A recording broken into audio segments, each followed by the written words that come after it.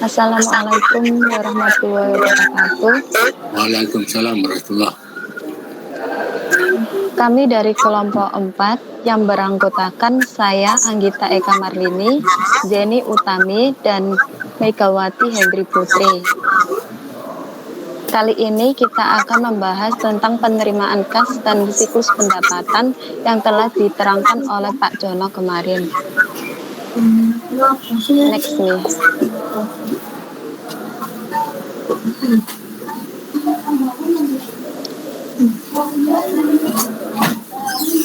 Untuk slide pertama nih.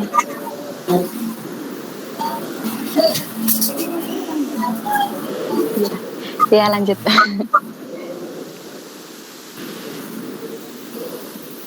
Untuk yang pertama ada transaksi penerimaan kas.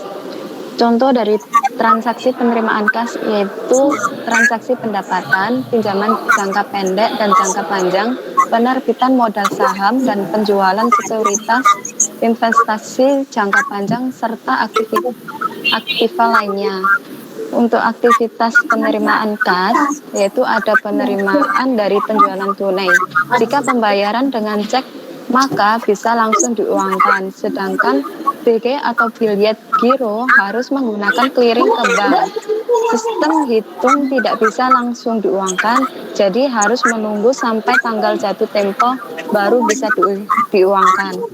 Untuk clearingnya ada dua, dibagi menjadi dua, yaitu untuk yang pertama ada clearing lokal, di mana pengguna menggunakan BG yang banknya itu sama.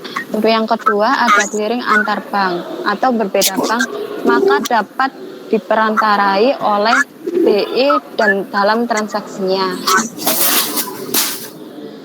Dalam dokumen dan catatan umum terdapat bukti penerimaan uang, yang dimana dokumen yang dikirim dikembalikan bersama pembayaran yang menunjukkan nama pelanggan serta nomor akun, nomor faktur, dan jumlah yang dibayarkan. Untuk yang kedua ada pradaftar, di mana daftar penerimaan kas yang diterima melalui pos. Untuk yang ketiga ada lembar perhitungan kas.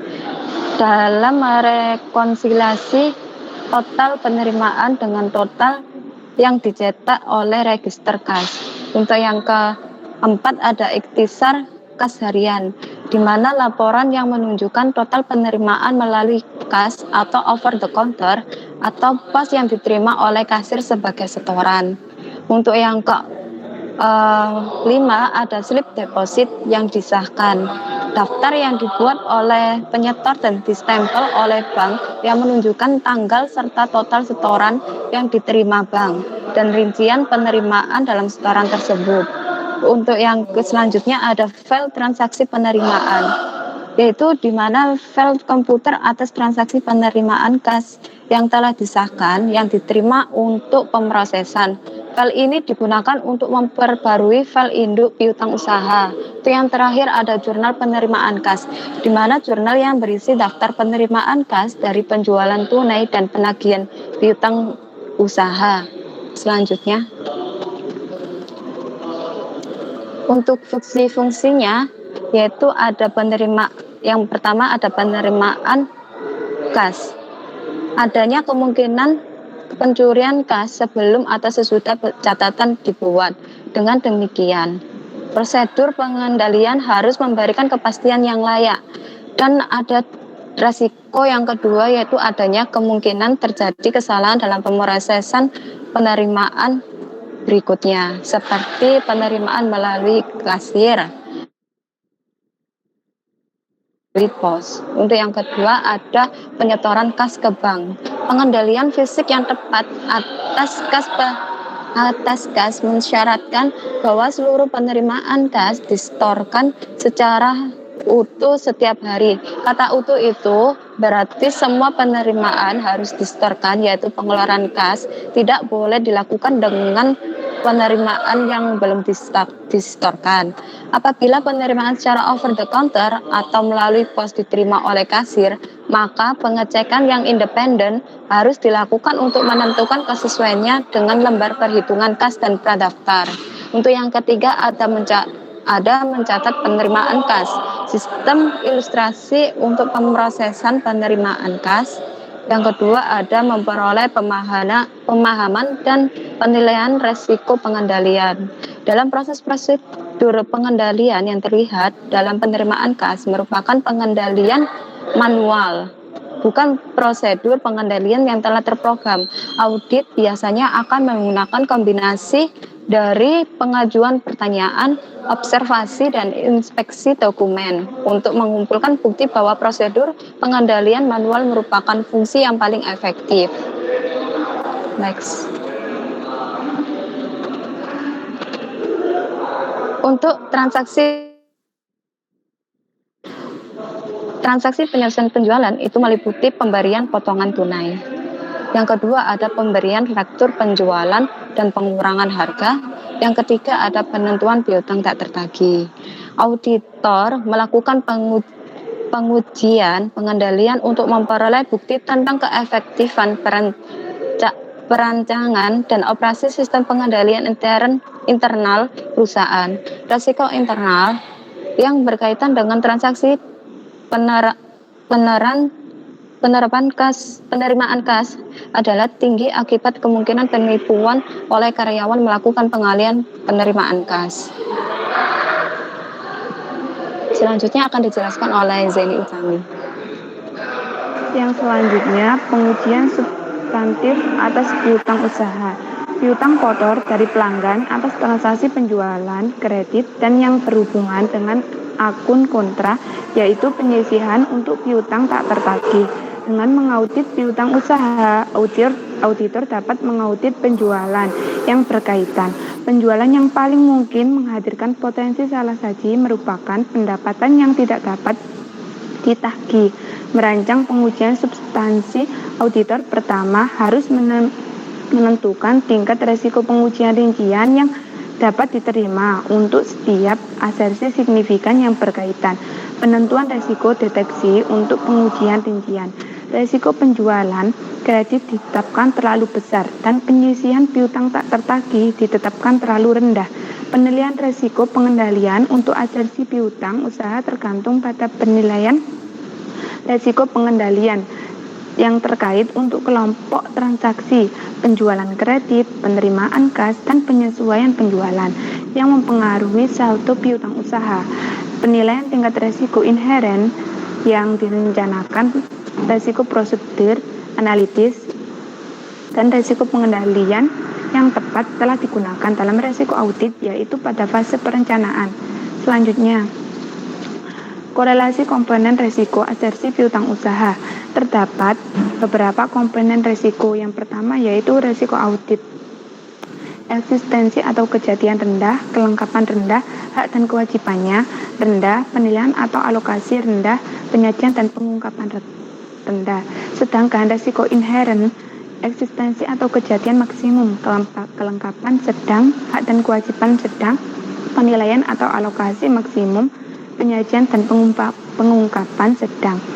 Yang ketiga yaitu resiko prosedur analitis, itu eksistensinya atau kejadian sedang, kelengkapan rendah, hak dan kewajiban sedang, penilaian atau alokasi sedang, penyajian dan pengungkapannya tinggi. Sedangkan resiko pengendalian transaksi penjualan kredit, eksistensi atau kejadiannya itu rendah, sedangkan kelengkapannya sedang, hak dan kewajiban sedang, penilaian atau alokasinya sedang, penyajian dan pengungkapannya sedang. Selanjutnya, dan komponen resiko pengendalian transaksi penerimaan kas, eksistensi atau kejadiannya sedang, kelengkapannya sedang, hak dan kewajiban sedang, penilaian atau alokasi rendah, penyajian dan pengungkapan sedang. Resiko pengendalian transaksi penyesuaian penjualan, eksistensi atau kejadian sedang, kelengkapan sedang, hak dan kewajiban sedang, penilaian atau alokasi rendah, penyajian dan pengungkapan sedang. Dan yang selanjutnya resiko pengendalian gabungan, kejadiannya itu sedang, kelengkapannya sedang, hak dan kewajiban sedang, penilaian atau alokasi rendah, sedangkan penyajian dan pengungkapannya sedang. Resiko pengujian rincian yang dapat diterima, kejadiannya itu sedang, kelengkapannya tinggi, hak dan kewajibannya pada resiko pengujian rincian tinggi, penilaian atau alokasi resiko pengujian rincian sedang, penyajian dan pengungkapan resiko pengujian rincian sedang. Yang selanjutnya akan dijelaskan oleh Mika.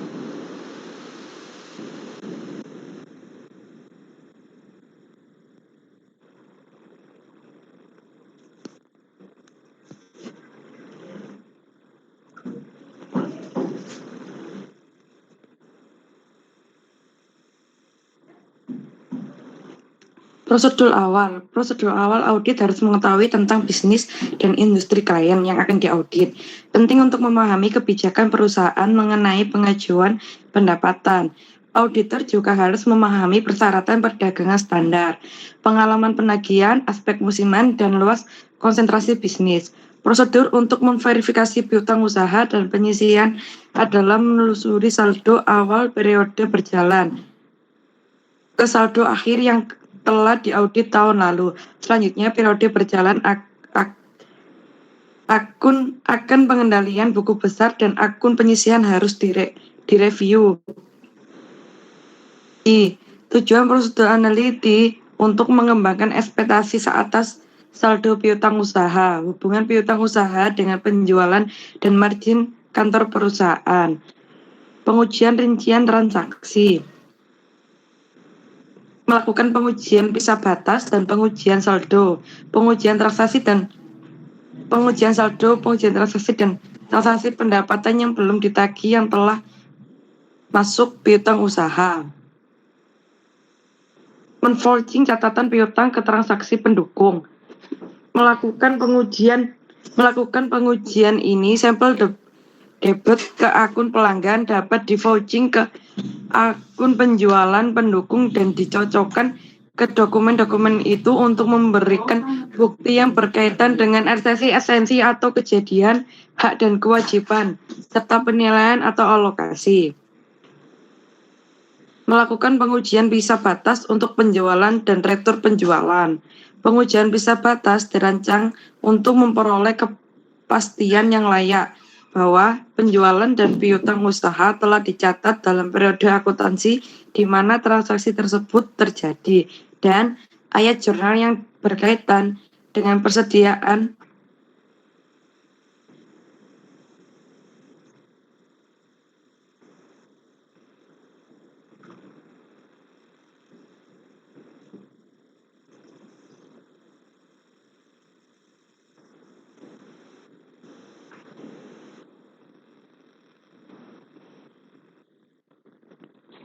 pengujian bisa jurnal yang berkaitan dengan persediaan dan harga pokok penjualan telah dibuat dalam periode yang sama. Pengujian bisa batas penjualan akan dilakukan pada tanggal neraca. Pengujian bisa batas memberikan bukti mengenai asersi, eksistensi, atau kejadian dan kelengkapan untuk piutang usaha serta penjualan. Pengujian bisa batas retur penjualan. Sales return bertujuan adalah serupa dan terutama diarahkan langsung pada kemungkinan bahwa retur yang dilakukan belum akhir tahun, sebelum dicatat sampai setelah akhir tahun, sehingga mengakibatkan piutang dan penjualan ditetapkan terlalu tinggi. Pengujian bisa batas penerimaan kas, yaitu dengan menelusuri pencatatan penerimaan kas ke setoran bank pada periode jeda yang terdapat di laporan bank. Jika beberapa hari tertunda, maka terdapat indikasi salah saji dalam penentuan bisa batas. Pengujian rincian saldo, konfirmasi piutang dan prosedur tindak lanjut dan prosedur untuk mengevaluasi kecukupan piutang tak tertagih. Sekian presentasi dari kelompok kami.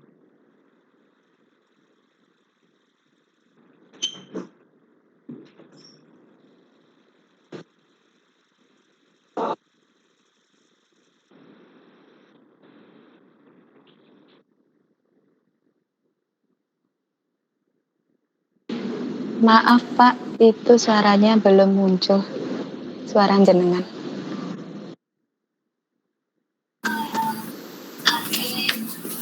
Oke, terima kasih. Presentasi kelompok 4 baik ya, dan nilainya habis. Ya. Nanti saya lagi yang lain. Kalau presentasi jangan seolah-olah membaca, tapi setiap kalimat itu Anda yakinkan ke si pembaca agar paham. Ya, kalau baca beda ya. Jadi supaya diperhatikan untuk kelompok yang lain.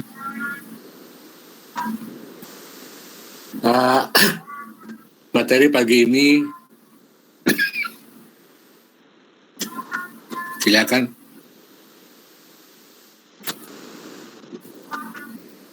Kita masuk ke yang kedua. Kalau siklus yang pertama itu kita bicara siklus pendapatan atau revenue cycle.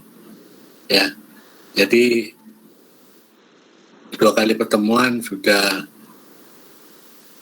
cukup Anda pahami ya tentang revenue cycle. Nah, ada 9 akun yang terlibat. Sekali lagi, selesaikan akun yang terkait langsung dan yang terlibat. Ya, jadi jangan pindah kemana-mana sebelum akun yang terkait atau yang terlibat Anda belum selesaikan. Oke. Di siklus pengeluaran atau expenditure cycle itu sebutkan itu aktivitas yang berkaitan dengan akuisisi dan pembayaran barang atau jasa. Nah, berarti ini siklus ini kebalikan dari siklus pendapatan. Itu yang perlu Anda perhatikan. Jadi siklus ini kebalikan dari siklus pendapatan. Kalau pendapatan itu menjual dan mengeluarkan barang, menyerahkan barang, kita menerima uang. Ya. Dan untuk siklus ini terkait dengan kita beli. Ya, karena beli itu ada 2, ya sudah tahu seperti penjualan, ada tunai, ada kredit. Nah, untuk siklus pengeluaran itu berfokus pada komponen aktiva lancar ya, terkait dengan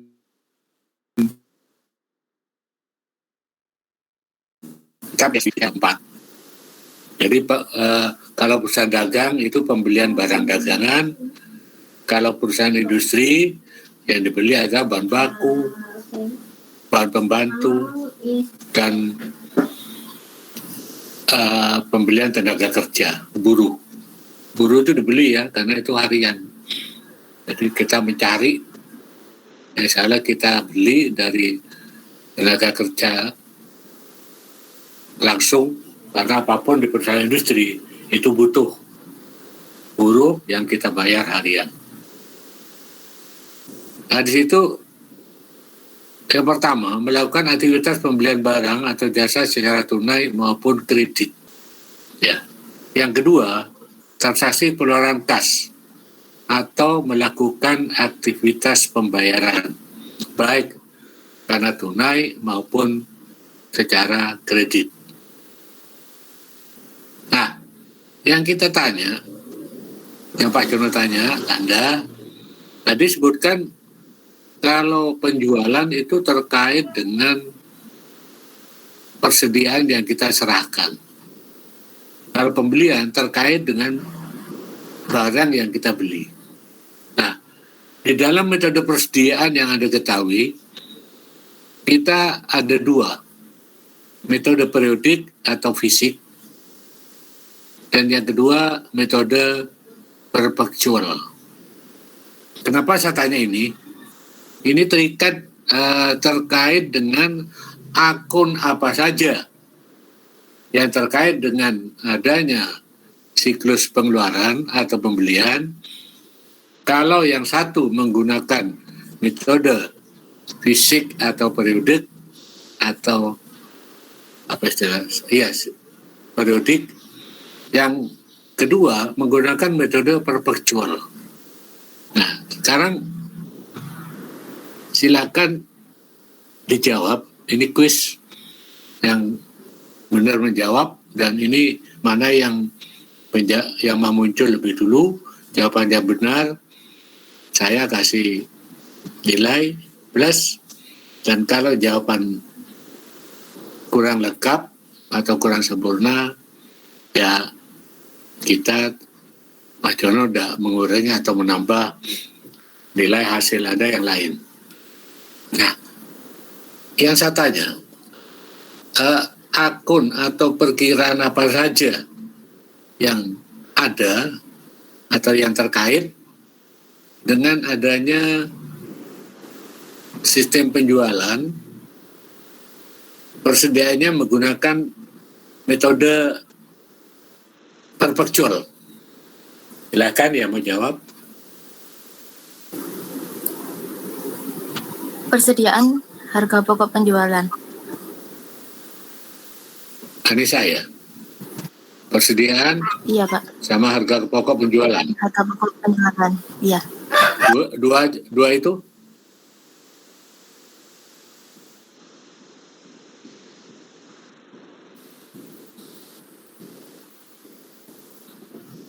Cuma dua itu, Anissa? Iya, Pak. Ya, yang saya tanya, kok ada akun harga pokok penjualan? Dari mana?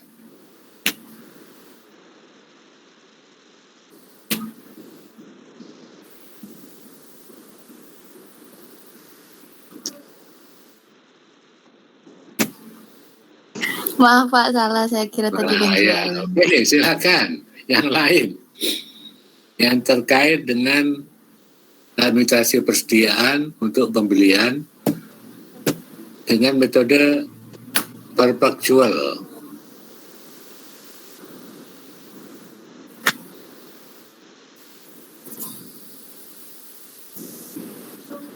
Yang saya tanyakan tuh Anda sudah dapat ya di pengacara akuntansi atau di AKM.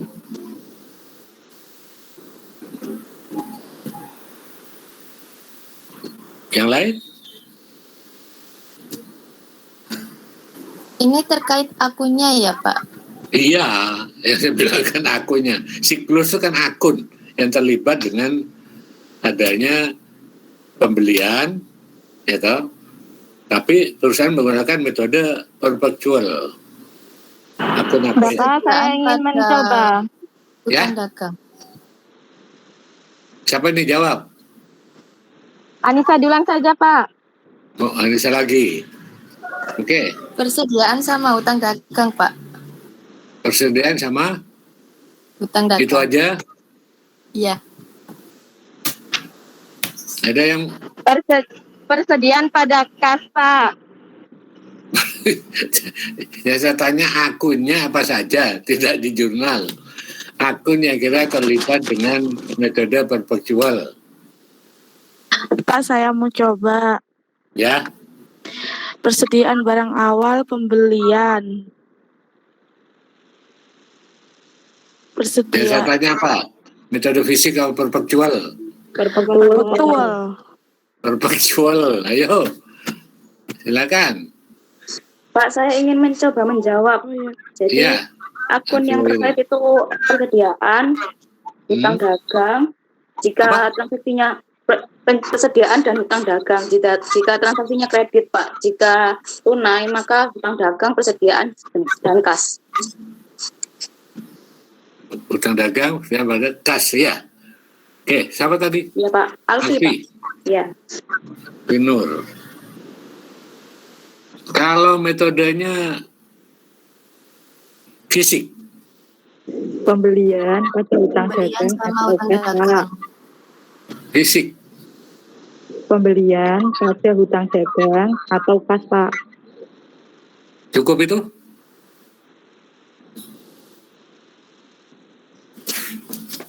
Masih kurang?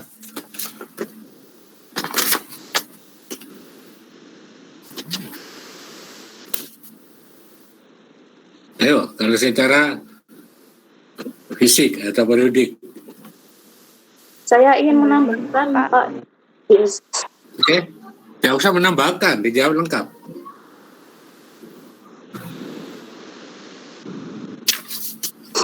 Jadi yang terkait itu pembelian, hutang dagang.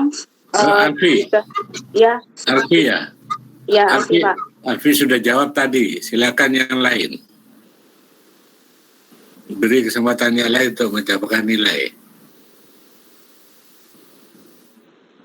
Akun apa yang terlibat atau yang harus ada kalau pembeliannya menggunakan fisikal? Ya, Pembelian periodik. Saya ini, Oh, siapa ini? pembelian utang dagang. Siapa ini? Nah, kalau itu secara tunai. Alifia Intan, Pak. Ya, apa aja? Pembelian, utang Ya, dagang. ya. Kas, utang dagang itu untuk pembeliannya yang kredit, kas itu untuk yang tunai, Pak. Oke. Kurang.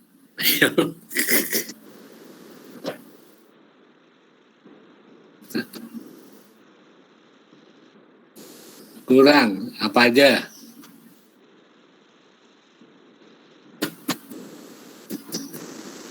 Ayo.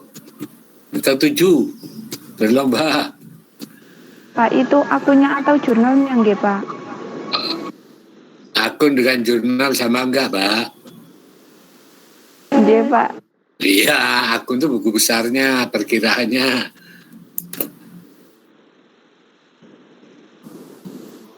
Akun apa saja yang terlibat dengan adanya pembelian jika persediaan menggunakan metode fisik atau periodik. Pak, saya mencoba, Ya, Pak. oke. Pembelian pada kas. Jika itu Ya, tunai. tidak tanya jurnal, saya tanya akunnya.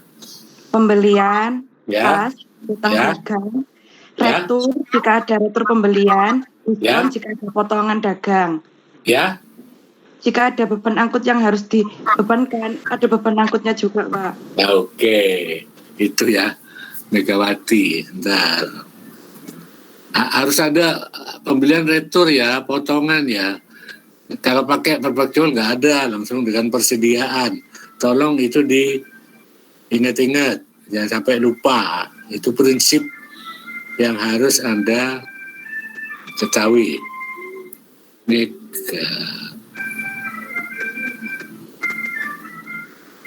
Megawati kelompok 4 ya? Ya. Iya, Bapak, kelompok 4. Oke.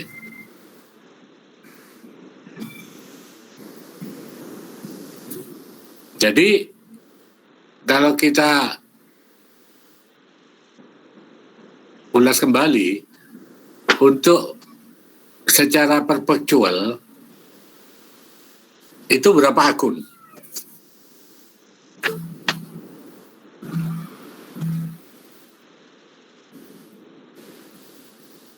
Tiga, Pak. 3. Kalau secara fisikal 6. 6. Megawati. Secara fisikal ada berapa akun tadi? 5, 6, 7? 6, Bapak. Ya? Nanti kalau dikembalikan gak bingung. 6 ya. Tolong dicatat itu nanti. Yang untuk yang presentasi minggu depan supaya ini dicatat. Ya, nanti diungkapkan ya, dijelaskan kembali. Oke.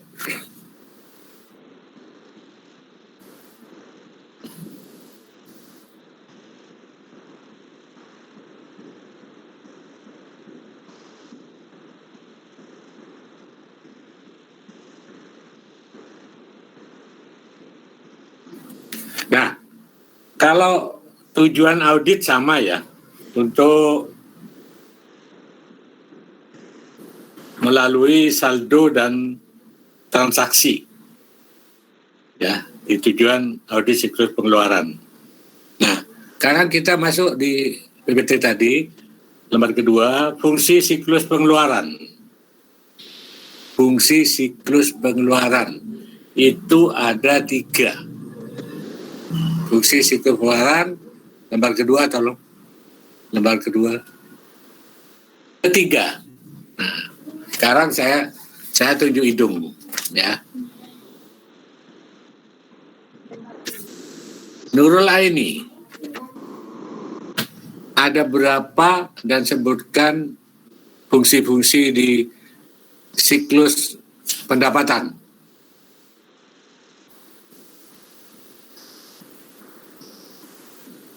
Satu menit harus jawab, kalau nggak jawab saya pindah ke lain. Fungsi apa saja yang terkait dengan siklus pendapatan?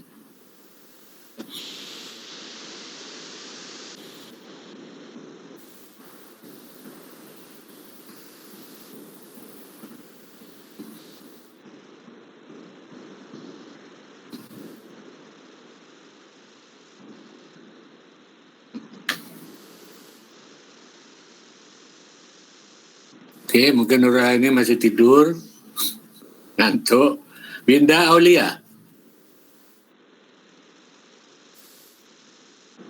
Winda Aulia.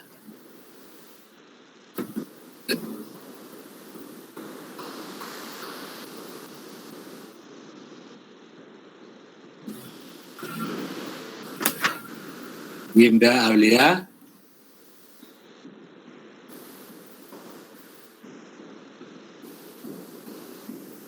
Saya tunggu 1 menit.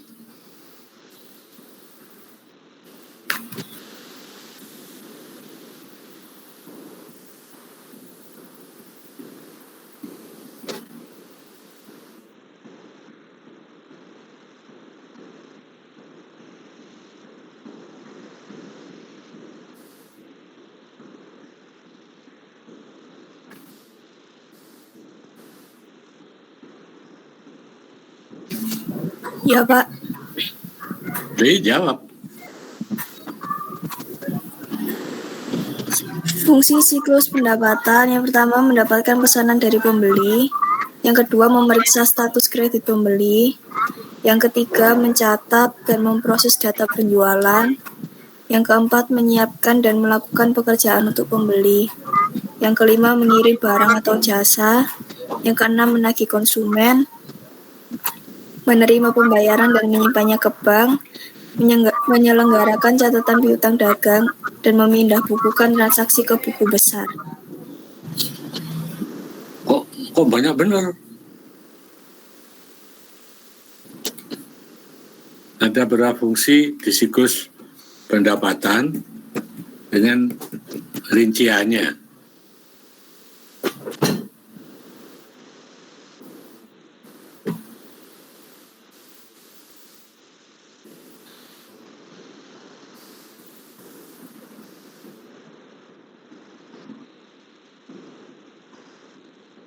Salsabila Firhani.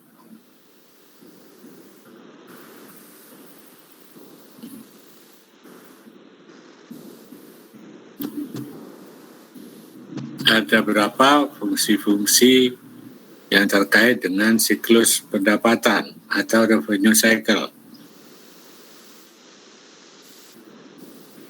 Salsabila Firhani, saya tunggu 1 menit. Pak mau membenarkan. Ya, siapa ini? Linda. Ya, oke. Yang pertama ada memprakarsai penjualan. Oke. Permintaan oleh suatu perusahaan untuk melakukan transaksi penjualan dengan pihak perusahaan lain yang meliputi penerimaan pesanan pelanggan dan persetujuan kredit. Yang kedua, pengiriman barang dan jasa. Proses pengiriman dan penyerahan barang dan jasa yang meliputi pemenuhan pesanan penjualan, pengiriman atau penyerahan pesanan penjualan. Yang ketiga, pencatatan penjualan. Pengakuan formal atas pendapatan oleh perusahaan yang meliputi penagihan pada pelanggan dan pencatatan atas penjualan. Oke, tolong yang lain diingat nanti di UTS jangan lupa ya. Bisa yang selainnya fungsi pendapatan atau fungsi pembelian atau pengeluaran. Jadi logikanya gampang kalau Anda ingat. Kalau fungsi penjualan, pendapatan itu dimulai terjadinya penjualan. Ya, jadi penjualan itu harus ada permintaan. Tanpa ada permintaan jangan Anda melakukan penjualan. Karena ini bahaya. Ya, bisa Anda buat transaksi sendiri ya, menggunakan pelanggan sendiri yang Anda kenal, barangnya keluar.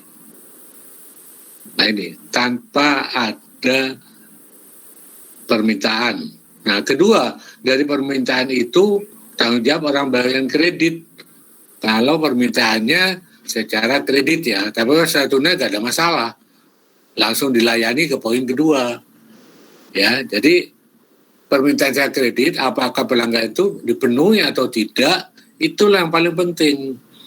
Ya, makanya kita yang paling tepat supaya tahu kondisi si pelanggan yang pesen, lebih baik menggunakan administrasi umur piutang, izin schedule, supaya kita ketahui mana pelanggan itu apakah baik, kurang baik, ya, tidak baik atau diragukan. Itu urusan bagian kredit. Ya, kalau belinya tunai, nggak ada masalah. Ada terima uang baru nyerahkan barang. Yang repot kalau kredit. Ya, jadi tidak asal ada permintaan langsung dipenuhi ke poin 2. Nah, kalau poin 2 itu kan pemenuhan. Pemenuhan itu berarti begitu oke, kita buat nota atau faktur apa? Penjualan, dan menyiapkan dokumen penyerahan barang ya, kita kenal DO. Nah setelah itu clear, baru kita nagih. Kalau tunai langsung diterima dari awal, tapi umumnya yang kita bahas di sini itu kredit. Ya, karena perusahaan pabrik itu jarang jual tunai, tapi mesti kredit. Ya. Nah setelah itu bagaimana cara akuntansinya, ya? Kalau dia pesanan secara tunai berarti kas bank kreditnya penjualan. Nah tinggal nanti persediaan diserahkan metode mana yang digunakan, ya, physical apa perpetual. Ya. Terus itu administrasi akuntansi untuk di poin 3B. Ya, jadi itu kalau kita beli kredit ya piutang. Ya. Piutang timbul penjualan. Nanti setelah dibayar ya, masuk kas bank kreditnya piutang. Itu yang dimaksud di siklus pendapatan. Jadi apa-apa jangan Anda hafal ya, kalau dihafal sulit Anda pahami, dipahami. Nah, jadi langkah-langkah terjadi penjualan, Anda paling yang pertama harus ada pesanan, jangan menjual tanpa ada pesanan. Makanya terkait nanti di salah saji tadi, ya, di salah saji dari ketiga fungsi tadi itu kan disebutkan, dan sampai terjadi penjualan tanpa ada persetujuan, tanpa ada otorisasi. Nah itu kaitannya di situ. Ya. Nah sekarang kita masuk di fungsi pengeluaran. Itu ada 3. Tapi ingat, dia terbalik dengan fungsi pendapatan. Ya. Kita lihat ada 3 ya, pengajuan pembelian. Nah ini penting ya. Saya di konteks ini perlu diperhatikan karena waktu Anda SIA, saya tidak yakin Anda dapat tentang prosedur pembelian, penjualan secara cermat. Kenapa? Karena Anda SIA-nya cuma satu. Nggak mungkin sampai mendetail ke sistem dan prosedur pembelian, penjualan, dan produksi. Paling Anda ke fungsi akuntansi aja. Ya, kode rekening, ya, alurnya gimana, itu di situ. Makanya dalam audit ini seharusnya SIA 2 harus dapat. Jadi Pak Jono ekstra memberi pemahaman tentang ini, ya. Jadi siklus pengeluaran itu pemahaman pembelian. Nggak usah dihafal, logikanya dipakai. Pertama, pengajuan pembelian. Kedua, penerimaan barang dan jasa. Karena kita beli ya, berarti kita terima barang atau jasa. 3, pencatatan kewajiban. Nah, Pak Jono jelaskan sebetulnya prosedur ini prosedur dari sistem dan prosedur yang ada di SIA. Ya, itu pasti ada, 3 langkah ini pasti ada. Ya, waktu sistem dan prosedur pembelian. Seperti di penjualan itu ada, langkah 3 pasti ada. Nah, auditor harus tahu fungsi ini. Ya, kenapa? Karena nanti menyangkut salah saji di pengajuan pembelian, salah saji di dalam penerimaan barang, salah saji di dalam pencatatan kewajiban. Nah, kita yang pertama, pengajuan pembelian. Permintaan yang diajukan oleh transaksi beli barang atau jasa dengan pihak lain, karena kita jelas belinya ke pihak luar, ke kreditur. ABC ini sangat penting. Pencantuman nama pemasok yang telah disetujui. Nama pemasok yang telah disetujui. Ya, siapa lisensier yang akan memasukkan barang. Gitu. Terus B, pengajuan kembali permintaan barang. C, baru pembuatan pesanan pembelian. Nah, yang A ini sangat penting. Pencantuman nama pemasok yang telah disetujui. Untuk mengetahui ini, perusahaan harus membuat penawaran harga. Ya. Jadi dari permintaan barang-barang yang dibutuhkan oleh perusahaan, biasanya ada 2 sumber dari bagian gudang. Apa yang dapat dari bagian gudang? Setiap kartu barang yang ada di gudang itu harus ada informasi persediaan minimal stok. Kenapa? Ini sangat penting. Ya, dari perusahaan dagang ada barang yang sangat laris, cepat perputarannya. Di perusahaan industri bahan baku yang sangat dibutuhkan karena cepat produksinya. Ya, nah di situ di kartu harus ada catatan. Umpama di perusahaan barang dagangan, Anda punya 5. Barang C itu sangat cepat perputarannya. Nah di situ di kartu harus ditulis minimal stok mungkin 25 piece, ya, atau 25 galon kalau ini Anda jual galon air mineral. Jadi kalau udah 25, ya segera minta segera dibelikan. Kenapa? Kalau Anda menunggu sampai mau habis, kurang 5, Anda akan menderita kerugian. Kenapa? Kalau ada permintaan, barangnya habis, pembeli habis, ada 2. Seperti Anda mungkin pernah beli, terutama ini yang contoh paling gampang tuh galon ya, galon air. Anda biasa pakai merek tertentu, ya, terus Anda ke langganan, ke toko langganan, karena itu langganan habis, Mbak. Apa jalan keluar Anda? Pasti Anda pindah. Nah, kalau dengan Anda sudah pindah, berarti si toko atau perusahaan yang berjual itu rugi. Kenapa? Ada permintaan tidak dilayani.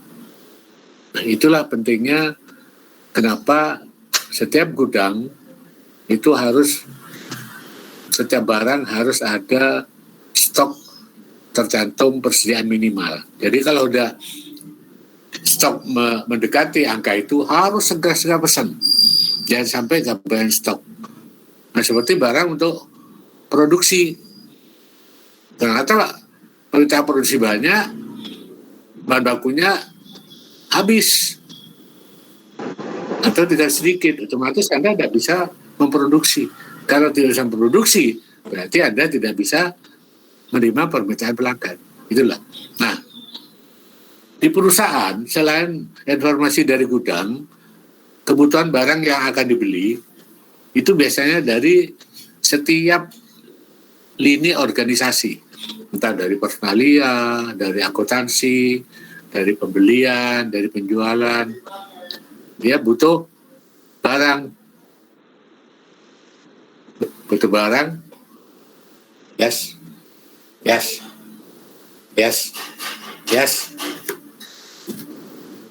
Dia butuh barang, ya. Dari setiap bagian itu butuh barang untuk barang tertentu. Di akuntansi, di personalia, dia mungkin butuh tinta komputer, butuh kertas, atau butuh spidol. Nah, itu minta. Sebaiknya dalam setiap periode, sebulan sekali itu dibuka untuk permintaan pembelian, ya, dari 2 sumber, yang satu dari gudang, dari stok minimal, yang satu dari bagian-bagian yang ada di perusahaan. Nah, setelah itu direkap kebutuhan total dengan barang yang sama, direkap. Nah, jangan sampai setelah direkap ada instruksi bagian pembelian suruh beli. Kalau bagian pembelian harus beli, apa yang terjadi? Perusahaan akan rugi. Ruginya dari mana? Orang pembelian kecenderungan markup, menaikkan harga. Apalagi tradisi orang kita, ya, paling suka markup. Ya, Anda secara individu pernah markup atau enggak, yang tahu Anda sendiri. Ya, jadi contohnya waktu kuliah, sekolah dulu, minta buku, ya, harganya 90, bila 100, nah, itu markup, ya. Itu sudah kebiasaan. Orang kita tuh paling senangnya markup. Nah, makanya untuk mencegah markup, menaikkan harga, kita buat penawaran harga. Semua supplier itu dikirimi kebutuhan barang, kita kirim, nanti supplier akan menjawab. Nah, dari masing-masing supplier tersebut, kita akan mendapatkan harga yang paling rendah. Jadi supplier mana yang paling rendah? Tapi juga perhatian juga pengiriman, ya, biar rendah, yang rendah bisa ngirim 2 minggu, sedangkan yang harga di atasnya bisa 1 minggu, ya lebih baik dari yang 1 minggu. Nah, itu di situ akan kelihatan. Nah, setelah mendapatkan harga yang terendah atau mengevaluasi mana yang cepat, nah, kita buat rekap. Oh, ternyata barang X ini menurut supplier ini harga sekian, ya, direkap semua. Nah, setelah direkap baru membuat pesanan pembelian. Pesanan pembelian itu yang keluar dari perusahaan karena kita order. Kalau 1-2 itu masih enggak. Yang pertama masih mencari harga yang baik, ya, pemasok yang baik, sedangkan yang B itu merekap untuk setiap barang yang dibutuhkan dengan hasil harga yang dibuat oleh pemasok. Nah, setelah itu, kalau sudah tahu mana pemasok yang sanggup harganya mungkin rendah atau barang tertentu butuh cepat, karena leveransi pengiriman barangnya bisa ada 1 minggu, bisa yang 2 minggu. Nah, di situ langsung kita tunjuk. kita buat konsep surat permintaan barang berdasarkan hasil jawaban dari penawaran harga. Itulah pentingnya penawaran harga.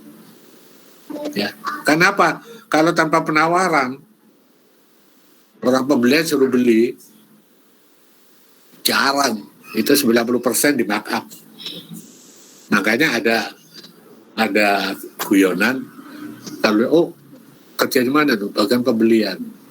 Mesti hidupnya lebih makmur dari karyawan yang lain. Kenapa? Orang bagian pembelian tuh walaupun jujur, dia pasti dapat komisi. Jujur pun dapat komisi. Apalagi gak jujur. Coba setiap barang dinaikkan, kalau 100 unit, jenisnya macam-macam, berapa nilai markup yang dilakukan oleh pembelian. Makanya tanpa penawaran harga, perusahaan akan rugi. Auditor harus tahu itu. Kebutuhan barangnya pakai penawaran enggak? Dan nanti dikomen oleh auditor. Nah, setelah pesanan pembelian, langkah kedua, kepenuhan barang atau jasa. Jadi otomatis kita terima barang karena beli ya. Nah, disitulah nanti akan dua tipe tadi, apakah metode fisikal atau verbal. Apa yang diperhatikan dalam penerimaan barang? A, menerima fisik barang. Apa yang harus diperhatikan? Barang yang kita terima itu harus cocok, harus sesuai dengan surat pesanan yang di 1C. Ya, kenapa? Apalagi barangnya banyak, satu unit barang tipenya banyak. Ya, ada nggak? Gak usah jauh-jauh. Yang putri pakai jilbab atau hijab. Di situ berbeda-beda harga. Ya, kualitasnya beda, tipenya beda. Kalau saya baterainya habis. Jadi kalau Anda bayangkan kenapa Anda pesan hijab, ya, jilbab, berdagang jilbab, pesan ya, mungkin Anda tipe ini, jenis kainnya apa, warnanya apa, ya, karena Anda pesan sesuai dengan kebutuhan konsumen.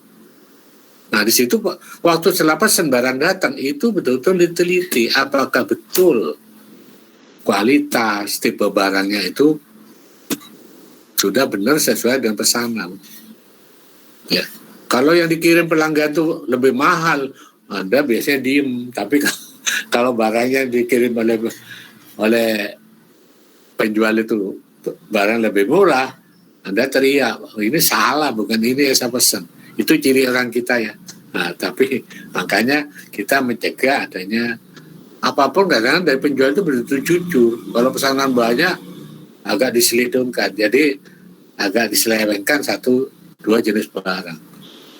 Ya, jadi itulah penilaian fisik penting. Terus kedua, penyimpanan barang yang telah diterima.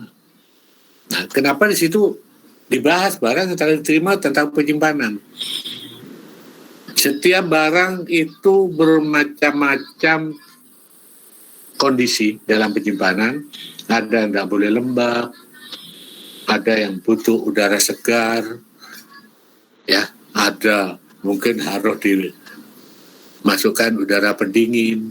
Ya, itu tergantung dari kondisi barang yang ada di perusahaan. Ya, jadi contohnya, barang tidak boleh lembab, kita menggunakan palet. Palet itu ada kayu yang dinaikkan kira-kira 10-15 menit, 15 cm dari lantai. Itu bukan hanya hiasan, tapi tujuannya stok itu tidak boleh rusak, tidak boleh lembab. Terus kedua, ada yang butuh udara segar.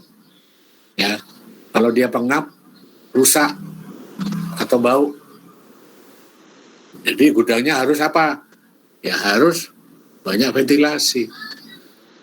Seperti Anda lihat mungkin rumahnya di Gresik, di Pasuruan, di Rungkut. Kalau Anda lihat di atap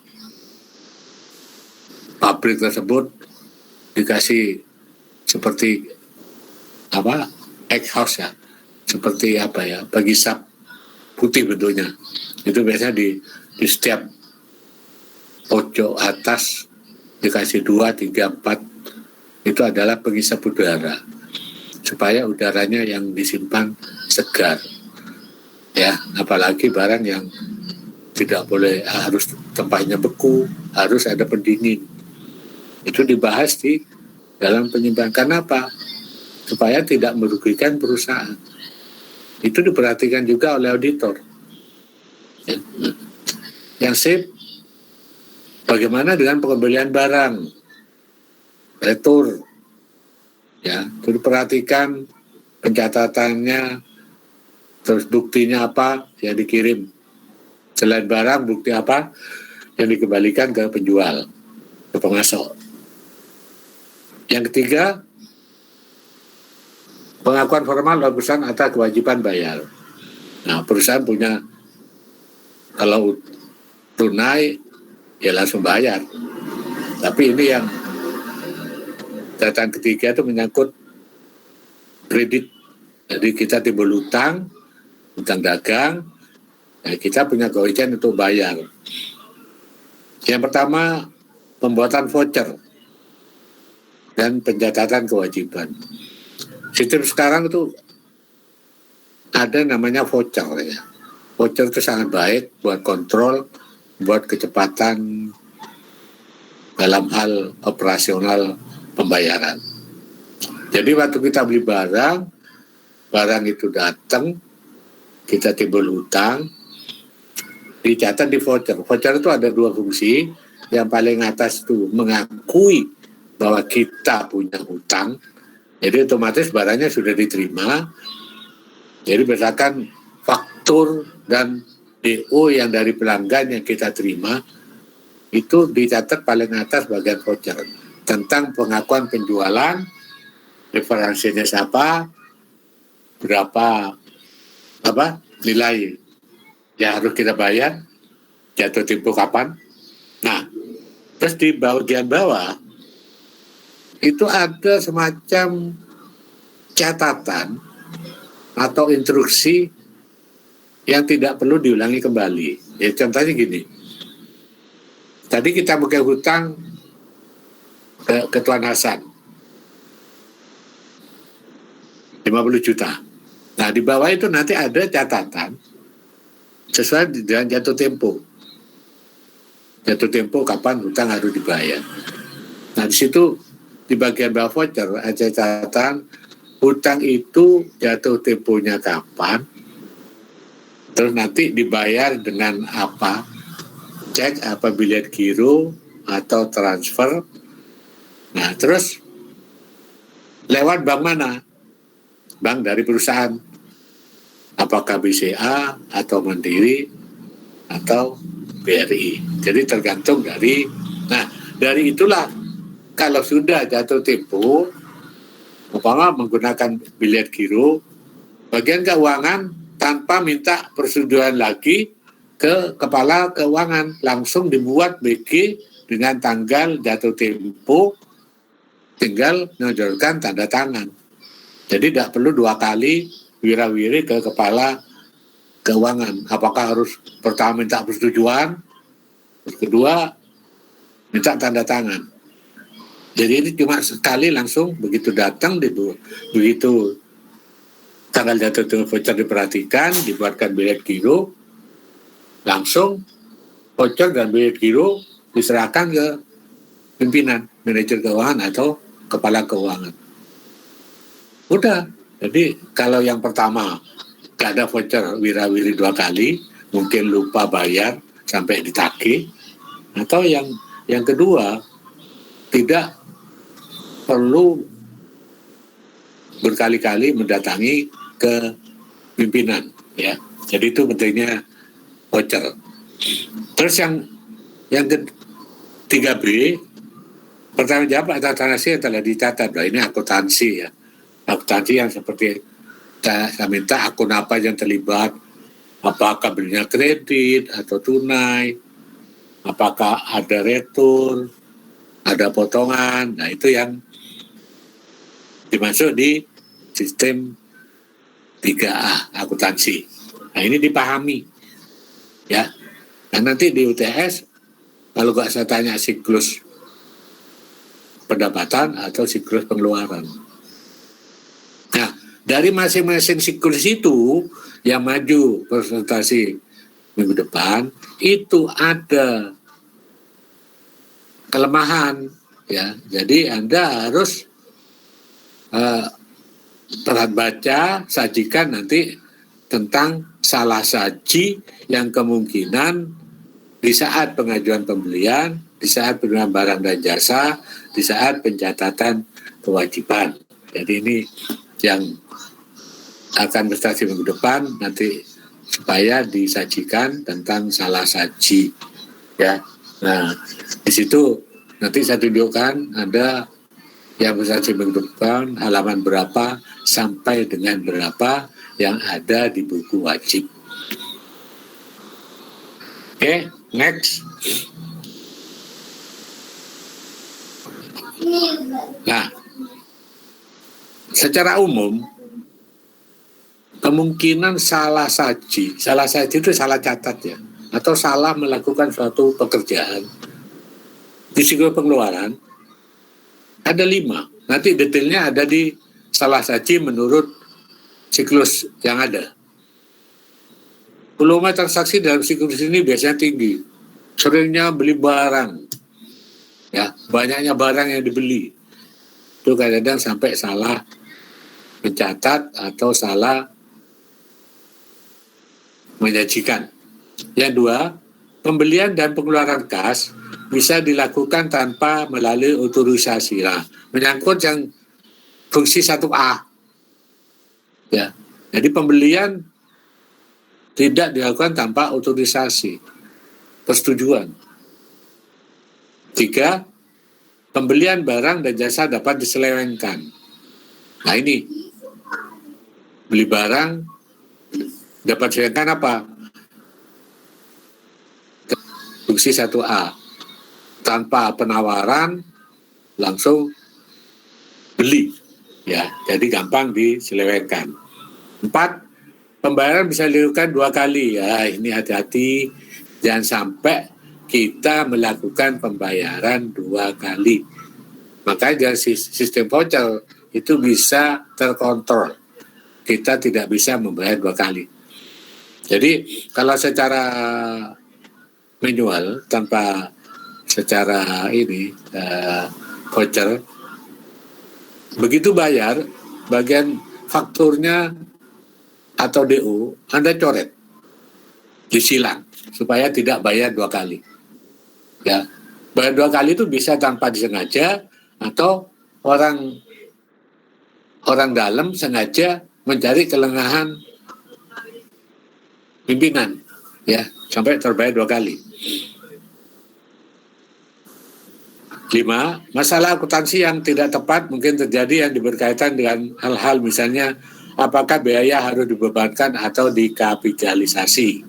Antara lain pelakuan atau biaya reparasi, pemeliharaan, klasifikasi list, apakah list operasi, operation list atau modal, ya, financial list. Jadi terutama pengertian kapitalisasi, ya. Jadi kalau ada pembelian contohnya, ongkos sangkut harus menambah persediaan, ya, jangan menjadi beban sendiri. Nah, ini salah satunya seperti itu.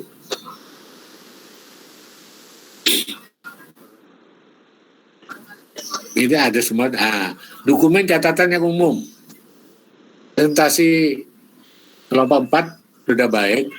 Jadi dokumen itu disebutkan, terus dokumen itu tuh apa? Itu supaya jelas, ya. Di sini ada 14, ya.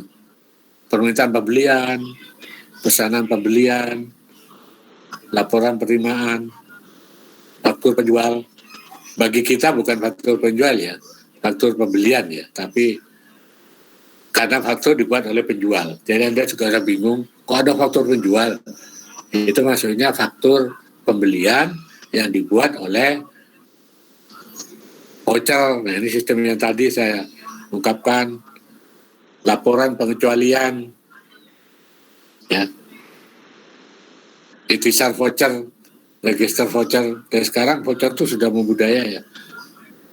File induk pemasok yang telah disetujui. Nah, dia punya nama-nama pelanggan berdasarkan hasil order tadi, ada di catatan di situ untuk mencocokkan. File pesanan pembelian terbuka, file penerimaan, file transaksi pembelian, file induk hutang usaha, file suspend atau penolakan, reject. Jadi mungkin untuk barang yang kita terima tidak sesuai dengan pesanan. Nah, itu yang selanjutnya nggak ada ya, kosong ya, next ya. Itu kalau Anda ada tulisan di bawah angka, itu di buku wajib, itu Anda lihat di situ. Jadi itu nomor halaman yang saya ambil dari buku wajib. Jadi dalam pemberian materi ini saya mengarahkan ini. Nah, mungkin nanti ada materi lain yang harus ada sajikan saat presentasi. Maka nanti saya tunjukkan halaman ini sampai halaman berapa. Ya, itu yang saya berikan untuk materi pagi ini. Ya, sampai sini Anda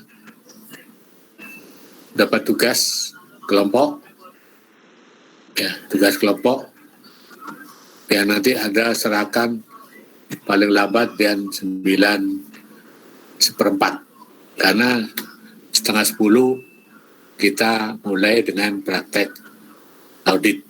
Ya, jadi kenapa 9:15? Nanti ada waktu Anda untuk istirahat 1 jam. Ya, mungkin ada yang tadi belum sarapan atau mau minum. Ya, oke. Tolong dicatat tugasnya pagi ini kelompok paling lambat jam 9:15.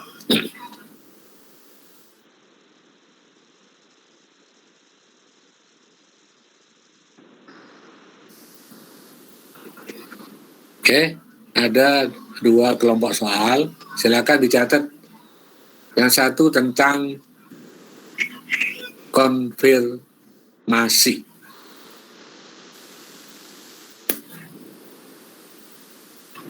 A.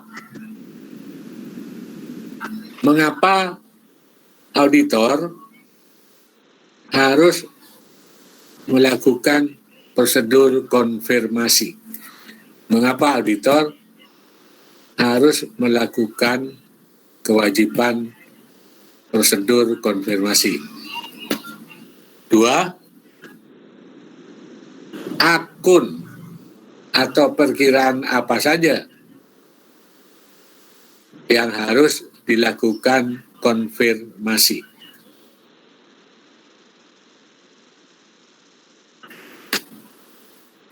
Sebutkan paling tidak 4 akun.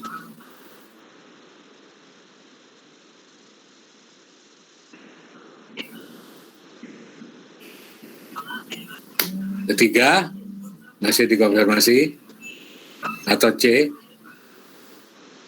sebutkan bentuk konfirmasi yang Anda ketahui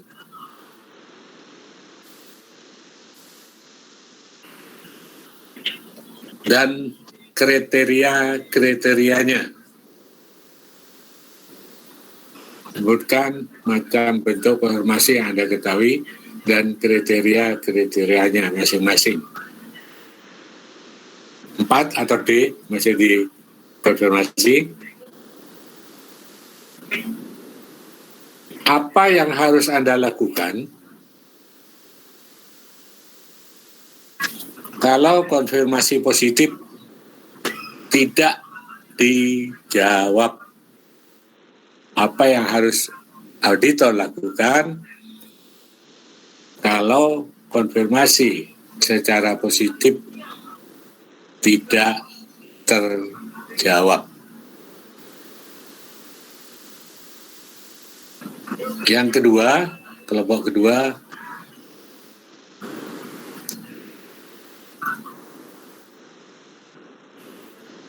syarat-syarat pengendalian intern yang baik atau memadai.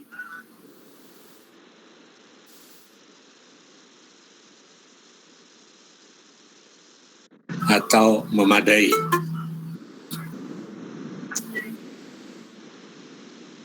Satu,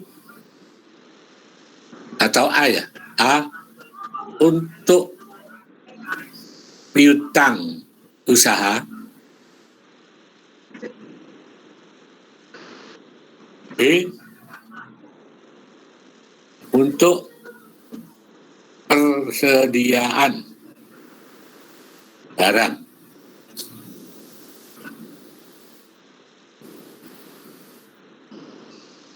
Oke, saya kira itu yang menjadi. Saya berikan halaman untuk presentasi minggu depan yang harus Anda pelajari di buku arsip.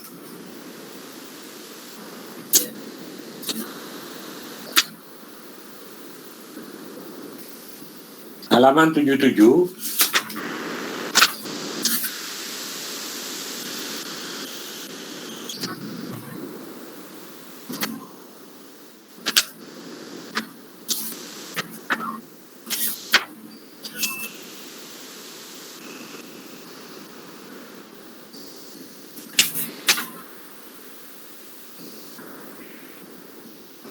Tujuh sampai 102. 101. 77 sampai 100 itu untuk yang terkait dengan materi siklus pengeluaran tadi yang menjadi bahan presentasi untuk minggu depan. Dan soal tadi yang kelompok ini Anda serahkan paling lambat jam 9:15.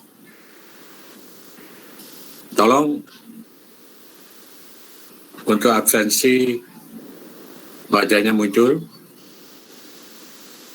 seperti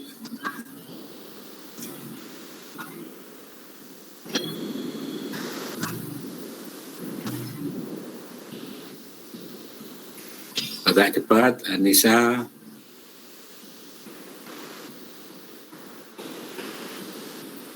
Salsabila,